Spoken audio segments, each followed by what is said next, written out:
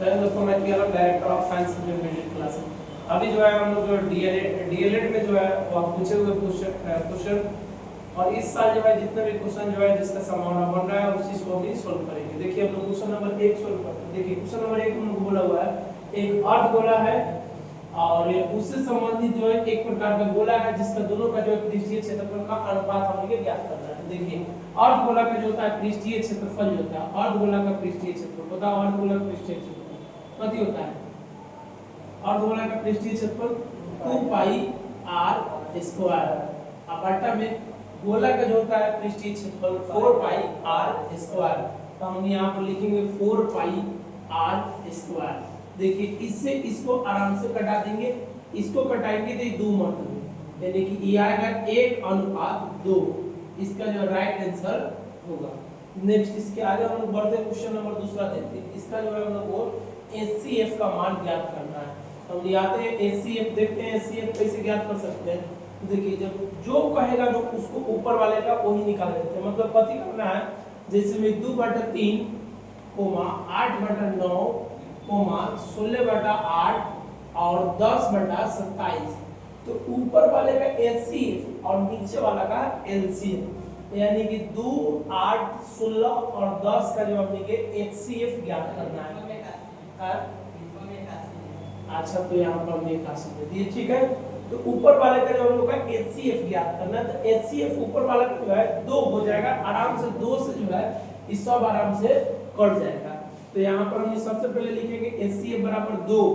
अच्छा बटा नीचे वाला का LCM 3 9 81 और 27। इस तीनों में जो है तीनों माने चारों से 81 में आराम से भाग लग जाएगा। तो इसका LCM जो है वो 81 आएगा। यानी कि राइट आंसर हो जाएगा। नेक्स्ट इसके आगे हम लोग बढ़ते हैं क्वेश्चन नंबर तीसरा। हम लोग बोला है कि 14 सेंटीमीटर त्रिज्या। तो हम सबसे पहले लिखेंगे यहाँ पर r बराबर 14 सेंटीमीटर। उसके आगे हम लोग को बोला है कि 60 डिग्री का क्या कर रहा है कोण बना रहा है। थीटा का जो मान हमने को दिया है वो 60 डिग्री दिया हुआ है। तो हमने के जो चाप के जो है वो लंबाई ज्ञात करना है। तो चाप की जो लंबाई जो है उसका फार्मूला इस प्रकार से होता है। क्या होता है चाप की लंबाई बराबर θ/360 गुना 2 पाई r। तो थीटा के जो मान है वह 60 डिग्री और बटा में 360 2 है तो 2 और पाई के मान जो हम लोग लेंगे 22/7 और r के जो मान है वो हम लोग लेंगे 14। देखिए इससे अगर हम लोग कटाएंगे तो ये 2 मरतबे कटेगा। इससे अगर हम लोग कटाएंगे तो ये 6 मरतबे कटेगा। 6 से इसको कटा दे तो 3 दूना 6। अब कुछ चीज नहीं कटेगा। अब 22 दूना 44 और बटा में 3 सेंटीमीटर और ई जो हमने के आंसर होगा। नेक्स्ट इसके आगे हम लोग बढ़ते हैं क्वेश्चन नंबर 4। बोला हमने के 3 के प्रथम 8 गुणज का योग ज्ञात करना है। तो देखिए इसको कैसे बनाएंगे इधर हम समझते हैं। तो 3 के पहाड़ा जो हम लोग को 8 बार पढ़ना है। तो देखिए 3 6 9 12 डॉट डॉट डॉट डॉट कितना तक ले 24 तक ले आएगा। चलिए अब इसके आगे ध्यान दीजिए। देखिए अब इसमें अगर ए योग हमने के ज्ञात करना है तो अगर a बराबर पूछेंगे तो 3 d बराबर इस सब के अंतर 3 n बराबर अगर हम पूछेंगे आपसे तो n बराबर लास्ट वाला पद कितना 24। अगर n बराबर पूछेंगे तो n बराबर हम लिखे हो जाएगा 8। अब हमने लिखेंगे Sn बराबर Sn बराबर यानी योग बराबर n/2 a + an। ठीक है। अब इधर हमने ध्यान देते हैं n के मान जो है वो है 8 बटा में 2 और a के जो मान है वो 3 और प्लस n के मान जो हमने क्या है 24। इससे अगर हम लोग कटाएंगे तो 4 मरतबे कटेगा और इसको अगर हम लोग जोड़ेंगे तो ये आएगा 27। 7 चौका 4 में अगर 7 से गुना करेंगे तो 28 हाथ में 2 4 दूना 8 और 2 10 हाथ में ये हो गया आंसर हो जाएगा। ठीक है। चलो नेक्स्ट इसके अगले नंबर क्वेश्चन हम लोग देखते हैं। ये हमने को बोला अंतिम पद से जो है वो 20वां पद का जो हमने को मान ज्ञात करना है। तो इसको अंतिम से ही हम लोग पढ़ने की कोशिश करते हैं। देखिए किस प्रकार से हम पढ़ेंगे। अगर हम लोग इसको दो तरीके से बनाया जा सकता है, लेकिन सबसे जो आसान तरीका उसको बताते हैं। अगर अंतिम ओर से अगर हम लोग पढ़ेंगे, ई वाला जो पद जो है वो हमने के फर्स्ट पद होगा, प्रथम पद। तो हमने ए बराबर जो हमने लिखेंगे 253, और इसमें देखिए इसमें अंतर जो आ रहा है, इस सब के 5 अंतर आ रहा है, लेकिन उल्टा ओर से हम पढ़ रहे हैं तो इसके साथ अंतर जो है वो -5 होगा। तो हमने डी बराबर लिखेंगे -5, ठीक है। अब इसके आगे हम समझते हैं 20वां पद हमने ज्ञात करना है। a 20 बराबर a प्लस 19d।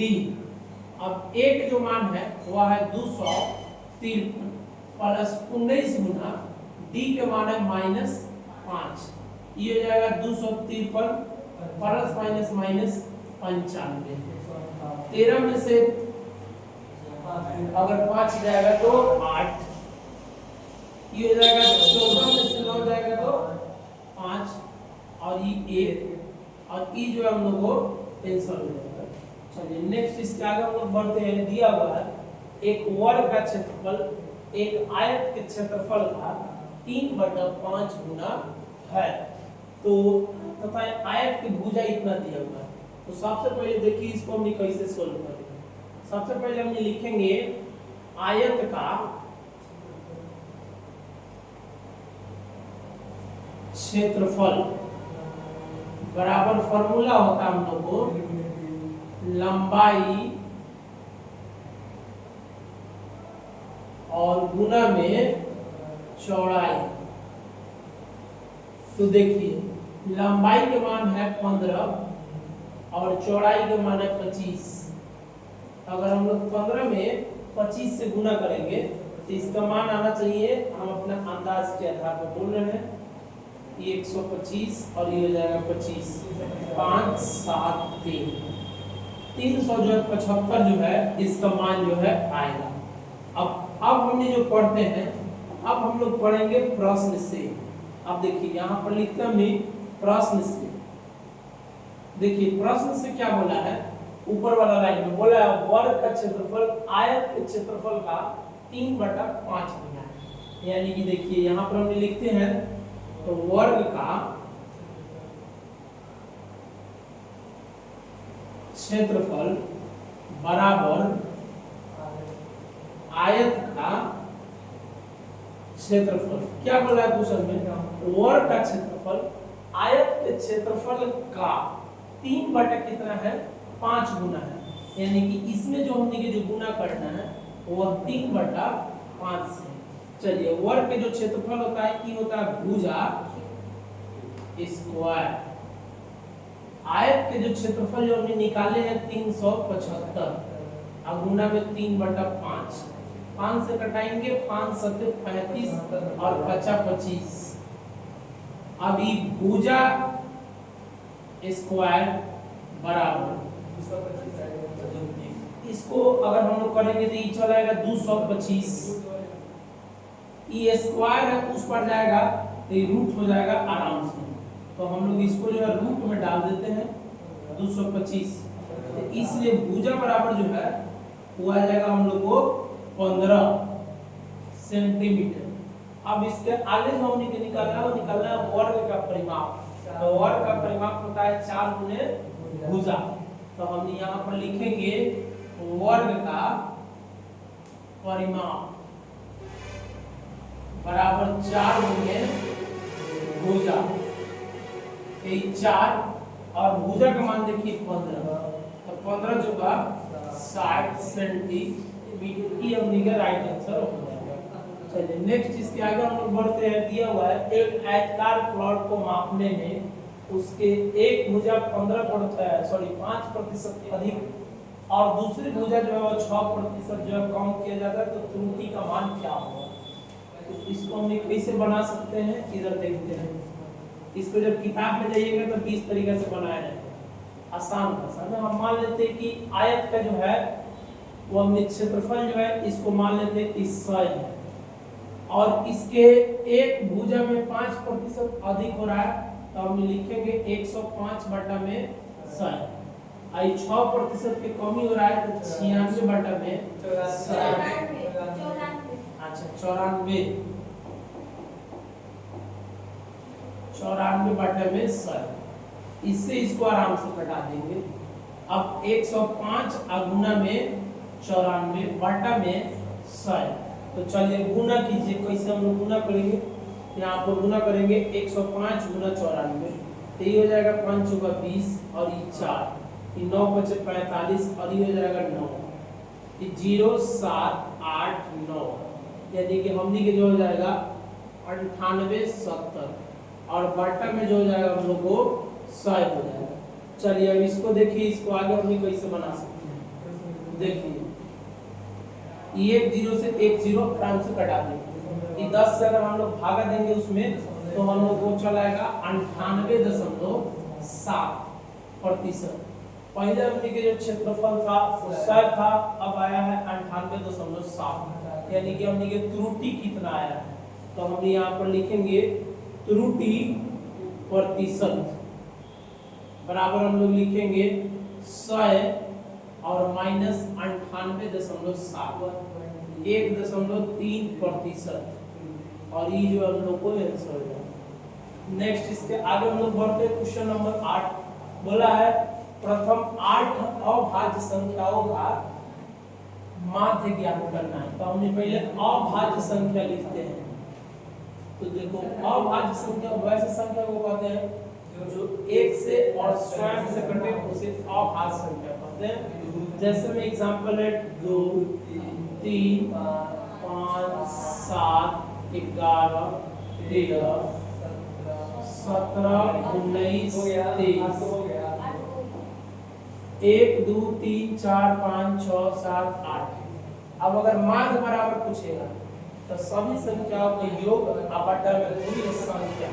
तो हमने इस सब का जो है पहले योग ज्ञात करते हैं। योग के मतलब जोड़ते हैं इस सब को। यहाँ पर हम लिखते हैं माध्य बराबर सभी संख्याओं का योग बटा में कुल संख्या, यानी 8 गो संख्या है। अब इसको हम लोग जोड़ते हैं 5 5 10 7 17 और 17 और 11 जो हमने के जो जाएगा 28 और उसके बाद में हम लोग जोड़ेंगे 30। तो 28 30 हो जाएगा हमने के 58 और 19 हम लोग जोड़ देंगे। तो 58 और 19 जो हम लोग जोड़ेंगे तो 1 6 1 7, ठीक है। हमारे अंदाज से 77 जो है आना चाहिए, ठीक है 77। और बटा में जो हम लोग को 8 जो है दिया है।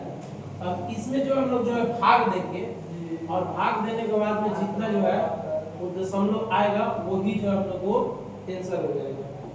चलिए नेक्स्ट इसके आगे हम लोग देखते हैं। दिया हुआ एक चतुर्भुज के कोणों का अनुपात कितना है, सबसे छोटी कोण का मान ज्ञात करना है। पहले ध्यान दो, देखो इसमें चतुर्भुज के सभी कोणों का योग जो होता है वह 360 डिग्री होता है। तो हम सबसे पहले लिखते हैं, ये देखिए इस सब को जोड़िएगा 2 3 5 और 6 11 और 7 18 x के जो मान है वो 360 दिया हुआ है। तो छोटी कोण यानी कि 2x के जो मान है वो हमने के ज्ञात करना है। तो 2x बराबर x से x को घटा देंगे, या इसको घटाएंगे तो कोई मर्तबे 9 मर्तबे आई 9 चौका 36, यानी कि 40 डिग्री इसका आंसर आ जाएगा। चलो नेक्स्ट इसका आगे हम देखते हैं। एक त्रिभुज के क्षेत्रफल जो है 4/3 है और उसकी ऊंचाई इतना है, तो आधार का मान ज्ञात करना है। आधार का अनुपात ज्ञात करना है। तो उसके आधार का अनुपात यहाँ पे लिख देना है, अनुपात का मान निकालें। तो यहाँ पर लिखिए आंसर में बनाइए। तो देखिए यहाँ पर हमने सबसे पहले लिखेंगे प्रथम त्रिभुज का क्षेत्रफल बाटा, अनुपात का मतलब बाटा। दूसरा त्रिभुज का क्षेत्रफल, तो इसका क्षेत्रफल होता है 1/2 आधार गुना ऊंचाई, और इसका क्षेत्रफल होता है 1/2 आधार गुना ऊंचाई। देखिए इसमें त्रिभुज का क्षेत्रफल जो हमने के जो दिया है वह दिया है 4:3 और ये 1/2 से 1/2 पड़ जाएगा। आधार के मान ए वो का आधार x मान लेते हैं और ऊंचाई के जो मान दिया है 3 दिया है, ए वो का आधार y मान लेते हैं और इसका ऊंचाई के मान दिया है 4। अब इसको कुछ न करना है, r पर गुना करके इसका आंसर हम निकल लेके आना है, ठीक है। दूसरा कुछ नहीं करना है। ये 4y में अगर गुना करेंगे इससे तो ये हो जाएगा 16y, इसमें गुना करेंगे तो 9x। अब इसके आगे हम ये देखते हैं ये y को उस पार ले जाते हैं, 9 को इस पार ले आते हैं, तो 16/9 x/y, इसलिए x अनुपात y बराबर 16:9, ये हो जाएगा हम लोग को राइट आंसर। आशा करते हैं कि आप लोगों को बेहतर तरीके से समझ में आएगा। इसे साथ मिलते हैं क्लास में, बंद करो।